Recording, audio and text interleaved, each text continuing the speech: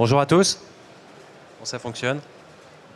Édouard Bidot, donc je suis le directeur Europe de l'Ouest de Fieldwire, une application de suivi de chantier qui a été rachetée par le groupe Ilty en 2021. Aujourd'hui, on va parler grand projet. On va parler même méga projet. Et plus particulièrement du projet de la Gigafactory Vercors. On va en parler un peu plus en détail par la suite. Donc qui dit méga projet dit complexité, dit délai exigeant, dit multiplicité d'acteurs, d'outils. Moi, je vous propose, là, pour les 30 minutes qu'on a, d'aller se plonger dans ces méga projets, leurs enjeux, leurs défis. Et on a la chance d'avoir Johan avec nous aujourd'hui qui va nous permettre d'aller décrypter ces enjeux et nous partager son retour d'expérience sur la Gigafactory Vercors. Donc je te laisse la parole, je te laisse te présenter. Eh ben, bonjour à toutes et à tous. Enchanté d'avoir été convié pour présenter un tel projet et toute l'expérience qui se trouve derrière, pour la partager notamment. Donc pour ma part, je me prénomme Johan Charles Dominé.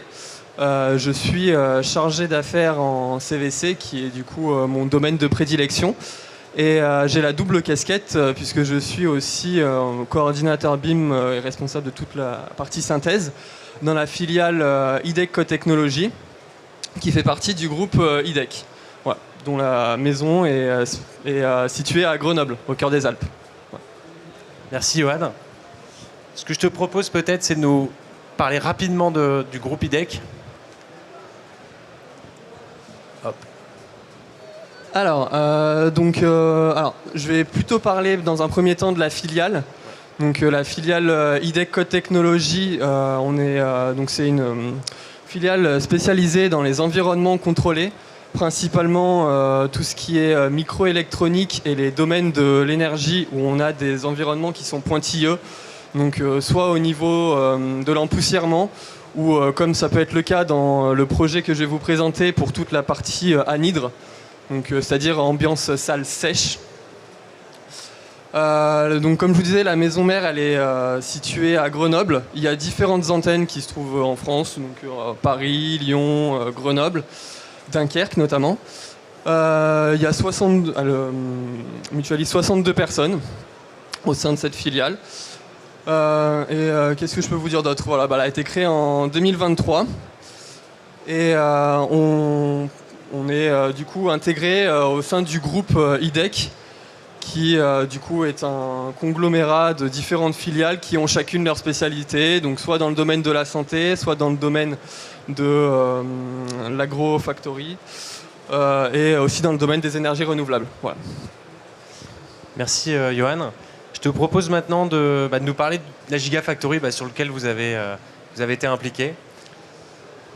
Alors la Gigafactory, qu'est-ce qu'une Gigafactory? Une Gigafactory, c'est avant tout un bâtiment, une industrie qui a pour but de redynamiser, on va dire, et de produire à très très grandes échelles des éléments spécifiques. Donc là, en l'occurrence, c'est des batteries électriques qui composeront les prochaines batteries que nous retrouverons dans les prochaines voitures électriques.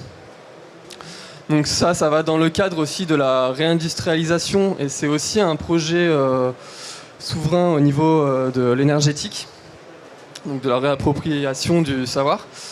La Gigafactory, du coup, c'est une technologie ion lithium.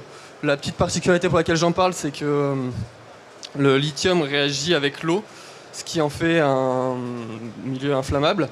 Donc toute la particularité de ce méga projet, la majorité de la difficulté réside là-dedans. Vercors, c'est une start-up qui est assez jeune, notamment une licorne. Donc on a eu la chance de l'accompagner dès ses débuts, aussi bien de la partie sur son premier, on va dire, ses premières salles blanches, ses locaux R&D, à sa ligne pilote, dont ces deux éléments se trouvent à Grenoble. Donc Vercors pour notamment la référence au massif du Vercors pour ceux qui sont un petit peu familiers.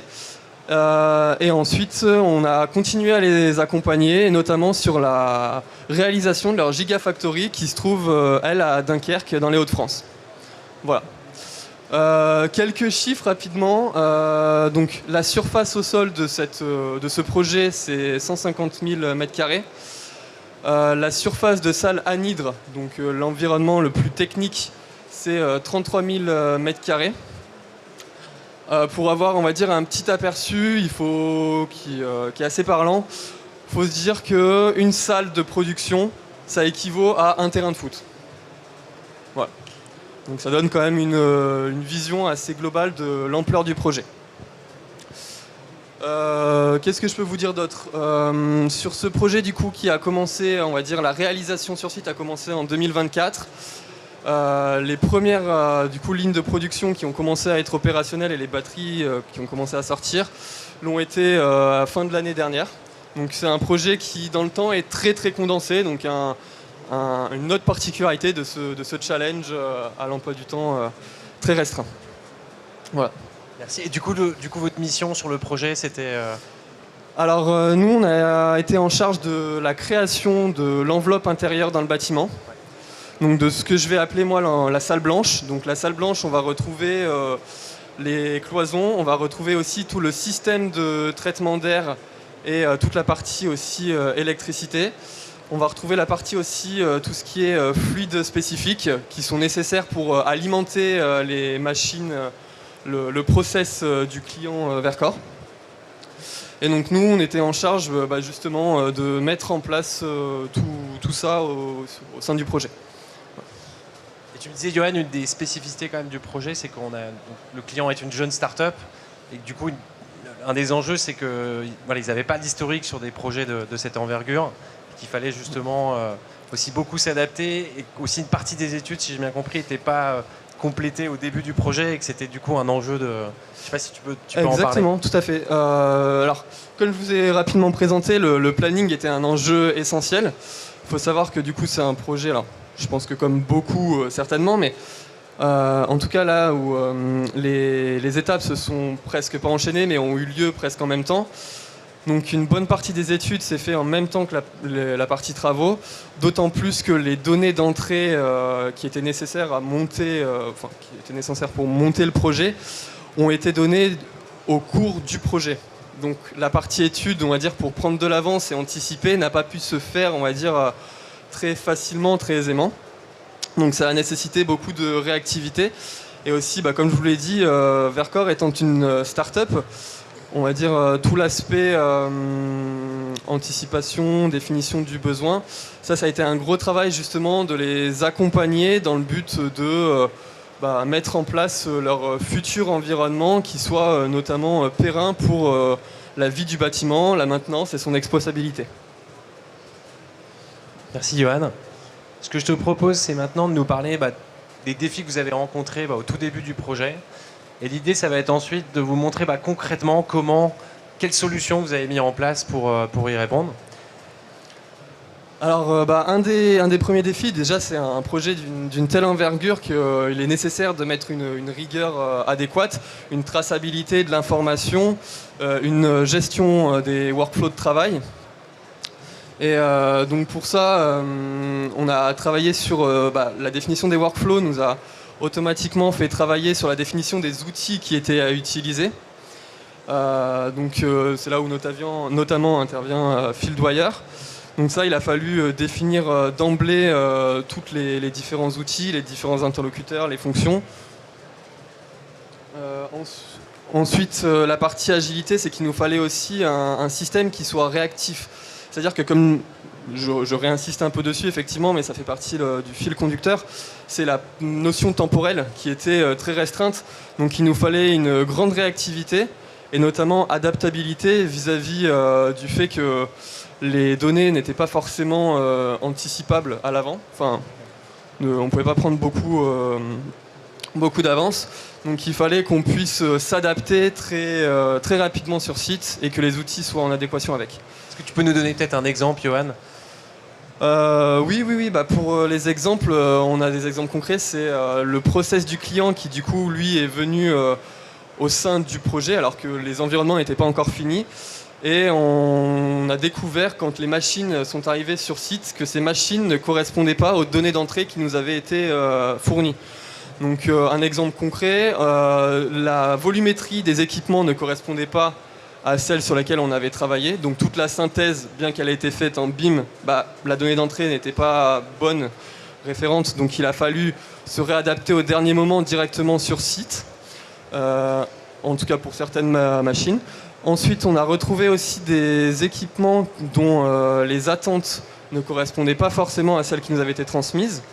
Donc soit des puissances électriques ou des raccordements électriques, où là il a fallu tout simplement s'adapter et avoir une grande adaptabilité. Voilà.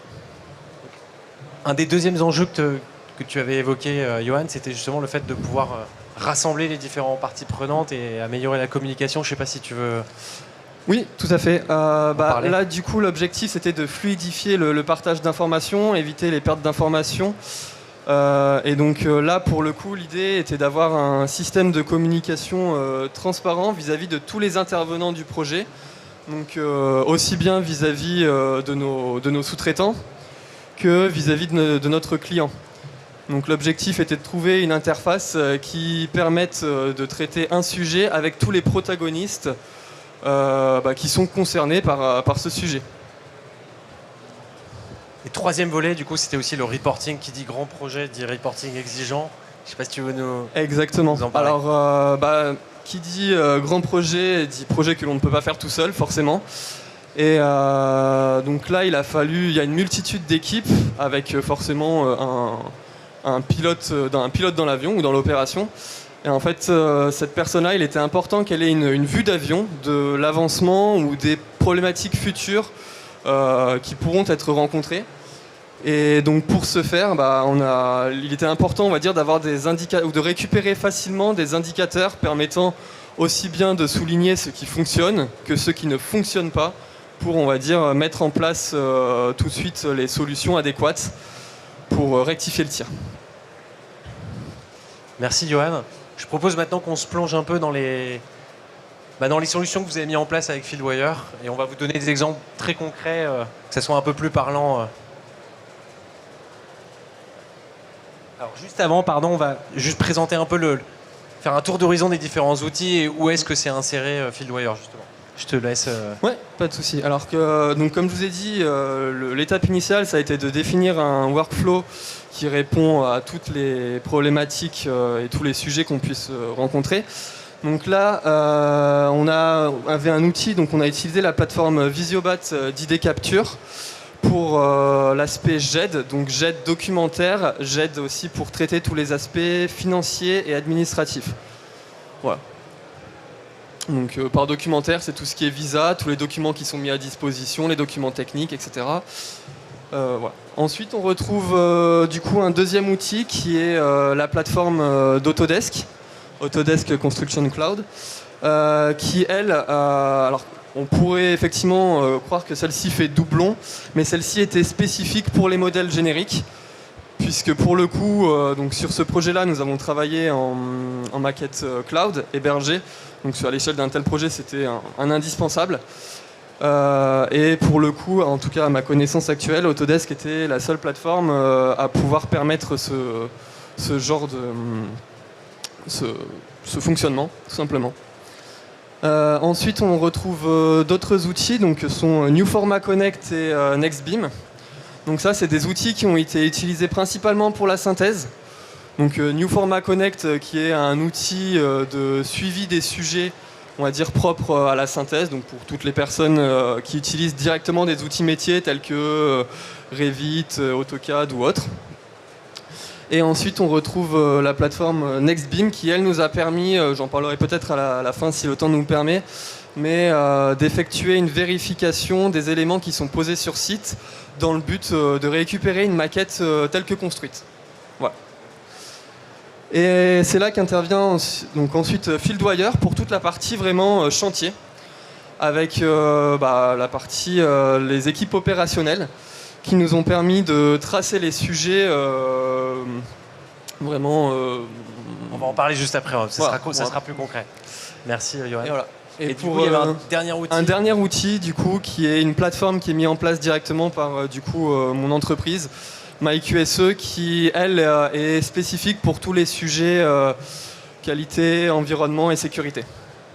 Voilà. Et donc là, on a le package, on va dire, des principaux outils qui ont été utilisés pour centraliser tous les workflows du projet. Merci Johan. Du coup, on vous propose de faire vraiment un focus sur la partie exécution et pilotage des travaux avec FieldWire. Et on va commencer par ce qu'on appelle le suivi en fait, des différents sujets avec les différents intervenants. Et je te propose de parler du premier exemple qu'on avait préparé.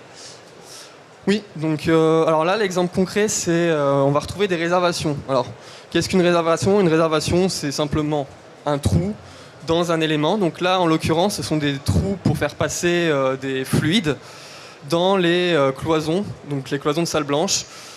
Donc ce sont des sujets qui sont assez typiques, notamment en environnement anhydre, puisqu'on a une étanchéité très spécifique à respecter pour éviter la migration hydrique.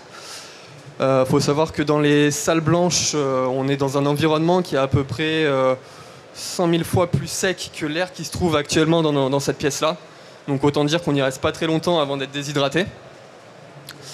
En tout cas, donc pour l'élément qu'on est en train de vous partager là à l'écran, donc on a récupéré toutes les réservations qui étaient à mettre en place dans l'optique de faire cheminer les réseaux pour alimenter les équipements process. Ces éléments-là venaient de l'extérieur, donc on prévoit de faire des réservations pour que ces éléments arrivent dans la pièce. On a une partie étude qui arrive en amont, notamment pour établir le plan que vous avez vu juste avant, donc un plan de repérage qui définit l'intégralité des réservations, où est-ce qu'elles se trouvent, quels sont les diamètres, etc. Et ensuite, pour du coup suivre ce sujet sur la partie travaux, ce qu'on a mis en place, c'est qu'on a intégré ce plan-là du coup sur la plateforme FieldWire. On a préparé le terrain en créant une tâche par réservation. Et ces tâches-là, ensuite, nous ont permis d'être... nos équipes opérationnelles s'en sont servies pour les suivre et s'assurer de la réalisation de chacune de ces tâches. Voilà. Donc ça nous a permis, on récupère ainsi l'historique de chacune des tâches, on s'assure que toutes les réservations ont été traitées, et si elles ne sont pas traitées, on a l'historique de quel est le point bloquant pour mettre en place les actions correctives. Non, merci Johan. Donc si on essaie de résumer, l'idée, c'est que là dans FieldWire, c'est que ça va permettre vraiment de faire un suivi proactif en fait, des sujets sur le chantier. Donc là, c'est un exemple avec des réservations. On sait qu'on a un certain nombre de réservations à installer. On va pouvoir dans FieldWire systématiser le contrôle de ces réservations, s'assurer qu'elles vont bien être construites dans les temps et délais. Maintenant, on va passer à un deuxième exemple. Là, c'est plus du réactif. On est sur chantier, constate un point bloquant, une réserve, et on va pouvoir le traquer dans le système et s'assurer que ça ne soit pas oublié, que ça ne soit pas perdu. Donc, je te propose de parler de cet exemple. Alors là, un exemple du coup de réactif, c'est tout ce qui est dégradation. Donc par exemple, l'exemple qu'on a sous nos yeux, donc on a des environnements où on a mis en place en complément une tôle inox, sans rentrer dans les détails, parce que le process utilisé par le client est assez destructif. Donc en cas de fuite, il nous fallait le contenir. Donc après avoir livré du coup toute cette portion en tôle inox, on s'est servi du coup de l'outil FieldWire pour faire remonter les dégradations qui sont intervenues ultérieurement. Comme je vous ai rapidement évoqué tout à l'heure, la partie on va dire travaux c'est fait aussi en même temps que la partie installation process du client. Donc il y a un risque aussi que les équipes du client détériorent, non volontairement certes, mais détériorent les éléments qui ont déjà été posés. Donc ça nous permet, on va dire, lors de visites, de rapidement mettre en exergue les dégradations qui ont eu lieu pour les faire remonter tout simplement au client, les tracer, donc pour entre guillemets dire regardez voilà ce qui a été fait. Maintenant, est-ce que ça vous dérange ? Est-ce que vous voulez que ça vous dérange que ça reste comme ça ? Ou est-ce que vous souhaitez qu'on intervienne pour rectifier le tir, etc. Voilà. Merci Anne. Et concrètement, en fait, qu'est-ce que la plateforme FieldWire vous a apporté versus un autre outil ou par rapport à la façon dont vous fonctionniez sur d'autres chantiers ? Alors, sur le traitement de ces sujets typiquement. Alors là, la grande force de FieldWire, entre guillemets, c'est d'avoir quelque chose dans la poche que l'on a constamment avec soi et qui nous permettent de prendre des notes, enfin c'est même pas une note du coup, mais c'est d'élaborer directement le suivi d'un sujet en live et de prendre autant de temps à le tracer que de le découvrir. Donc c'est-à-dire qu'on n'est pas obligé de dire je n'ai pas là, il faut que je prenne la tablette, il faut que je rentre sur site, ou alors il faut que je le trace sur l'ordinateur et que je le mette sur mon rapport Excel ou autre chose comme ça. Donc là, pour la grande force, c'était que l'outil FieldWire soit disponible sur tous les outils qui sont mis à disposition de nos équipes opérationnelles. Donc smartphone, tablette, ou même ultérieurement, s'ils reçoivent pour le coup un mail de dégradation, qu'ils puissent le faire directement sur leur poste de travail. Donc ça, c'était une grosse force de réactivité, on va dire, et d'éviter de la réécriture d'informations avec le risque de perte d'informations ou d'oubli ou d'erreur. Merci Johan. Est-ce que, sans rentrer dans le détail, est-ce que tu peux nous donner par exemple d'autres types de process ou exemples justement où vous avez mis en place FieldWire? Je pensais par exemple au contrôle qualité, la mise en service. Là on a montré 2 exemples, mais du coup c'était beaucoup plus exhaustif. Oui, tout à fait. Alors on en a une quantité assez conséquente, mais des exemples concrets. Donc par exemple, on avait une mise en service. Donc on a un équipement que l'on réceptionne. Cette réception se fait du coup en présence de tous les parties prenantes. Donc aussi bien de nos sous-traitants que de notre client qui fait office d'une passation. Où là du coup ça nous a permis de mettre en place, on va dire, des formulaires avec le listing de l'intégralité des actions à mener, des tâches à vérifier et de la finalité. Donc est-ce que ça fonctionne, etc. Et ensuite d'en sortir un rapport dans la continuité. Donc ça c'est une grande plus-value, d'autant plus que ces rapports-là, ça nous permet, on va dire, de définir la trame. Et sur un projet tel que de cette échelle-là, ce qui est vraiment important, c'est qu'on a différentes équipes et ces gabarits-là, ces trames-là, on peut du coup les mettre en place sur toutes les équipes de façon à avoir un rapport homogène à l'échelle du projet. Ouais, d'uniformiser quelque part les procédures et vos process. Exactement, tout à fait. Voilà, dans la continuité de ce qu'on vient de présenter, le dernier volet, c'était, on a parlé vraiment de suivi proactif, réactif. On est capable de remonter l'information simplement depuis le terrain, depuis son téléphone, et de la tracer, et d'avoir derrière un historique qu'on va pouvoir présenter au client. Le dernier point, c'était le suivi visuel. Je te laisse en parler. Oui, tout à fait. Alors, l'idée aussi, c'est d'avoir un outil qui soit simple de prise en main, donc ça, il n'y a pas de souci, mais aussi dont les annotations soient visuelles et impactantes. Donc pour ça, c'est l'exemple qu'on est en train de vous montrer sur l'écran.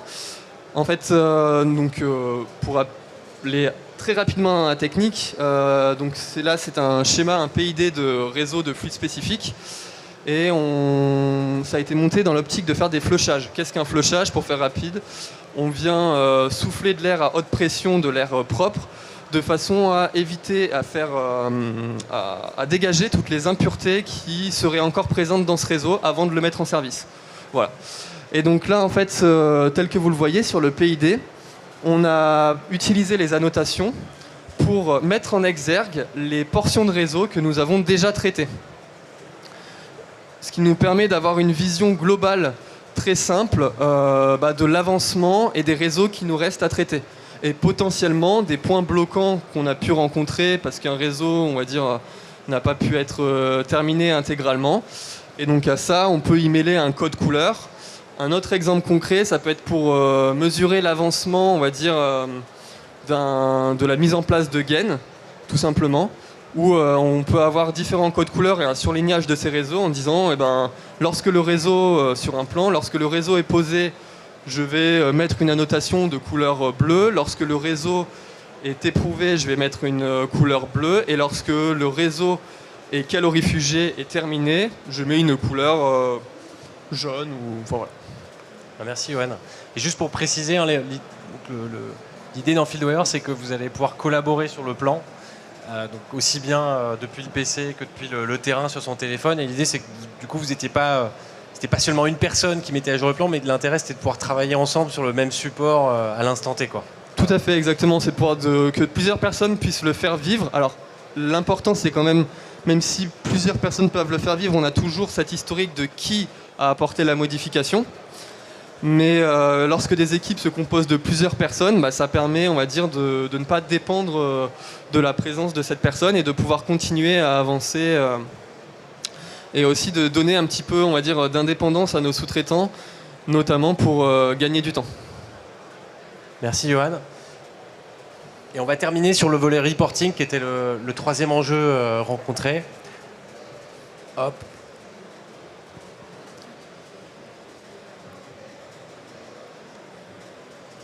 Je te laisse la parole, Johan. Oui, du coup sur la partie reporting, là c'est axé aussi sur les réserves. Donc il faut savoir que toutes les tâches qu'on crée, donc on va dire il y a l'aspect vraiment opérationnel, prise en compte immédiate, qui est du coup pour moi la base, la pierre angulaire. Mais on a aussi la partie élaboration et création de rapports qui est quand même quelque chose d'important, puisque derrière c'est quelque chose qui a une valeur, à laquelle on peut avoir une valeur contractuelle et juridique. Donc ça, l'élaboration de ces comptes rendus qui se fait presque automatiquement et de manière bien plus fluide avec un gain de temps conséquent.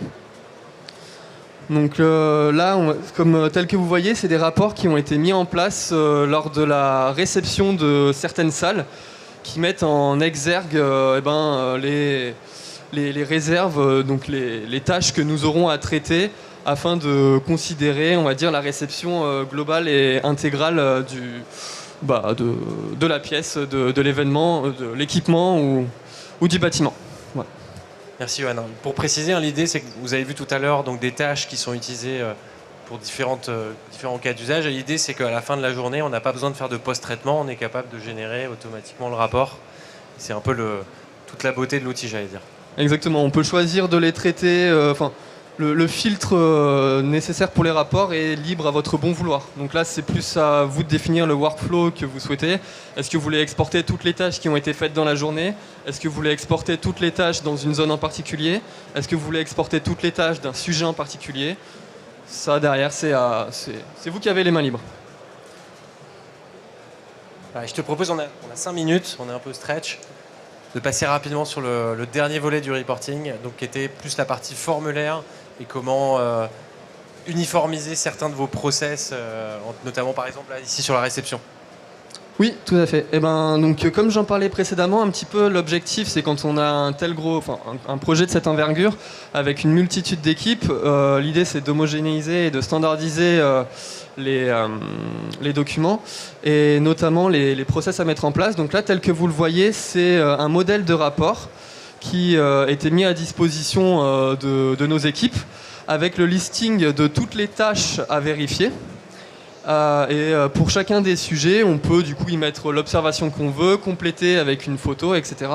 Ce rapport-là, donc nos équipes le prenaient en main, le remplissaient directement sur site en présence du coup de nos sous-traitants et de notre client, avec la possibilité d'intégrer, on va dire, une signature à la fin permettant d'en faire un rapport à l'instant T. Donc c'est un peu l'équivalent, on va dire, des feuilles des feuilles papier que l'on pourrait avoir. Avec, on va dire, une façon de le faire vivre qui est quand même bien plus simple. Merci Johan. Et le dernier volet, donc c'était les KPI pour piloter l'exécution. Donc vous avez aussi utilisé Fieldwire dans ce sens. Exactement. Donc en fait, on a utilisé Fieldwire qui en fait, j'exagère un peu, mais est une énorme base de données. Et en fait, cette base de données, après, c'est à nous on peut se l'approprier et en faire sortir du coup les données que l'on souhaite. Donc là, ce que vous voyez à l'écran, en fait, c'est qu'on s'en est servi pour extraire toutes les réserves qui ont été du coup attribuées. Et en faisant une analyse semaine par semaine, on pouvait voir du coup l'avancée de ces réserves, donc soit la création de nouvelles réserves, mais surtout la prise en compte de ces dernières. Est-ce que les réserves ont bien été levées ou est-ce qu'on rencontre des points bloquants et auquel cas on peut, on va dire, interagir. Donc ça, c'est un outil qui nous a été particulièrement utile, notamment vis-à-vis du pilote d'opération, de façon à avoir une vue globale et, on va dire, d'anticiper les points bloquants et de façon à mettre des actions correctives ou de prendre le sujet, on va dire, à pleine main. Comment FieldWire a été perçu par les différentes parties prenantes, donc votre client, les sous-traitants qui étaient sur le projet? Est-ce que ça a été bien adopté? Alors ça a été très bien adopté. Alors on a eu la chance et l'opportunité de bénéficier, on va dire, d'un petit mois en amont pour vraiment, on va dire, s'approprier pleinement le logiciel et l'intégrer dans le workflow de travail. Donc ça fait partie des b.a.-ba, des standards pour tout logiciel. Donc ça c'était le premier point. Ensuite le deuxième c'est que nos sous-traitants l'ont pris en main. On voulait du coup un outil qui soit transverse vis-à-vis de l'intégralité des protagonistes et des interlocuteurs. Donc il faut savoir que même certains de nos sous-traitants ont même pris eux-mêmes du coup eux-mêmes leur licence et les devants pour mettre en place ce FieldWire au sein de leur entité. Et du côté de Vercors, ça a été très bien pris en compte, adopté. Parce que du coup, avec la mise en place d'un tel outil, on leur amène une traçabilité, une certaine rigueur, un professionnalisme tout simplement, qui du coup est rassurant pour la suite du projet et sa continuité. Donc ça a été très bien accueilli, notamment vis-à-vis aussi de son utilisation, on va dire, user-friendly et des avantages qui, pour moi, entre guillemets, sautent aux yeux et on voit facilement le temps que l'on peut gagner avec. Voilà. Donc ça, et aussi bien au niveau de nos équipes en interne, où on a fait une grosse méthodologie de travail, on a fait des formations, on a pris le temps de faire des formations et un accompagnement du quotidien. Mais comme je vous ai dit, à partir du moment où les gens ont vu d'emblée ce que ça leur apportait, l'outil a été très facilement accepté et pris en main par les équipes. Merci Johan. Et du coup, pour finir sur le projet Vercors, quel conseil tu donnerais à tes homologues pour si demain ils devaient mettre en place une solution sur leur projet? Tu as déjà donné quelques clés là, avec l'accompagnement des collaborateurs? Exactement, je vais m'en servir un peu, mais la base de tout pour moi, c'est avant tout de prendre le temps. Alors c'est compliqué parce que du temps on n'en a pas souvent, pas forcément, mais derrière ça se gagne bien plus. Donc c'est de prendre le temps de, on va dire, découvrir les fonctionnalités du logiciel, voir son intégration dans votre méthodologie de travail, de mettre en place un responsable en charge de suivre la création, l'élaboration et l'intégration de cet outil. Ça pour moi c'est les standards de n'importe quel outil à mettre en place au sein de quelque agence que ce soit. Et pour la suite de la question, quel conseil, est-ce que tu as d'autres conseils à partager, notamment sur par exemple l'ergonomie de la plateforme, sur le fait de bien en amont, bien mapper les différents cas d'usage qu'on veut implémenter dans l'outil? Non, après c'est accompagner les équipes qui l'utilisent, qu'elles se sentent pas délaissées, et ensuite appropriez-le vous, et quand vous avez des points bloquants, ne pas hésiter à les remonter. Voilà, soit ça peut venir soit d'un manque de connaissances de notre part, ou alors de sources d'optimisation et de Rex pour l'éditeur de solutions. Super, merci Johan. Est-ce qu'il y a un dernier mot que tu veux partager avant qu'on finisse? Au final, comparé à d'autres projets que tu as pu mener, qu'est-ce que finalement ça vous a apporté concrètement? Un dernier. Un gain de temps énorme. Alors c'est compliqué à quantifier parce qu'on peut plus facilement faire l'inverse, mais une quantité de problématiques évitées monstrueuse. Ouais, plus que conséquente. Alors on peut difficilement voir ce qui a été évité. On peut plus facilement voir ce qu'on aurait pu mieux faire. Mais en tout cas, pour comparer à d'autres chantiers sur lesquels on n'a pas mis autant de moyens, les répercussions derrière, le gain de temps est monstrueux. Merci beaucoup Johan, on va s'arrêter là. Ce que je vous propose, si vous voulez explorer en tout cas FieldWire, on sera ravis de vous rencontrer à notre stand dans la D80 et discuter autour de vos enjeux. Merci à tous. Merci à vous. Bonne journée.